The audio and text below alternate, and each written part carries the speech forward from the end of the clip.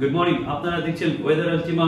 আজ সারা রাত ধরে যে তাণ্ডব চলেছে পুরো কলকাতা এবং তার সংলগ্ন এলাকা জুড়ে, তার উপরে একটা ক্লারিফিকেশন মানে তারও অ্যাসেসমেন্ট আমরা যখন করছি এই সকালবেলা 7টার সময়, আজকে 23 তারিখ সকালবেলা 23শে সেপ্টেম্বর।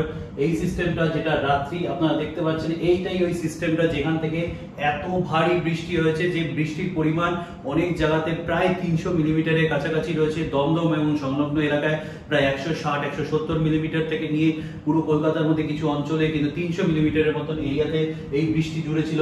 এই যে সিস্টেমটা যেটা প্রায় 12টার পর তৈরি হয় উত্তর কলকাতা এবং সংলগ্ন এলাকার উপরে, যার মেন রিজন যদি দেখা যায় যে বঙ্গোপসাগর থেকে যে ময়েশ্চার ইনকারশন হচ্ছে, একটা নিম্নচাপ অবস্থান করছিল উত্তর পূর্ব বঙ্গোপসাগরে, যেটা গ্র্যাজুয়ালি উত্তর পশ্চিমের দিকে এগিয়ে যাচ্ছে, কিন্তু তার দরুন যে ময়েশ্চার ইনকারশনটা হয়েছে এখান থেকে কিন্তু এটা খুব rarest of the rarest phenomena, যেটা 1999 এর পর কলকাতাতে এরকম একটি ফেনোমেনা দেখা গেছে।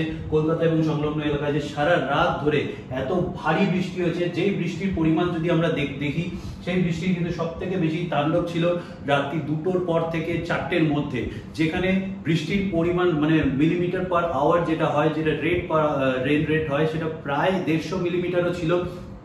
মাইক্রো বার্স্টের মতন সিচুয়েশন হয়েছে, কিছু কিছু জায়গায় ক্লাউড বার্স্টের সিনারিও তৈরি হয়েছে কলকাতা অঞ্চলে।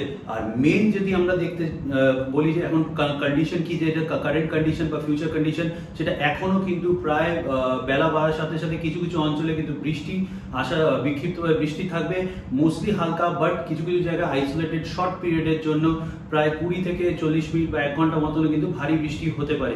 আপনারা দেখছিলেন ওয়েদার আলটিমা। নেক্সট বুলেটিন 11:30টার সময় আমরা নিয়ে ফিরছি। আপনারা দেখতে থাকুন ওয়েদার আলটিমার ওয়েদার আপডেট।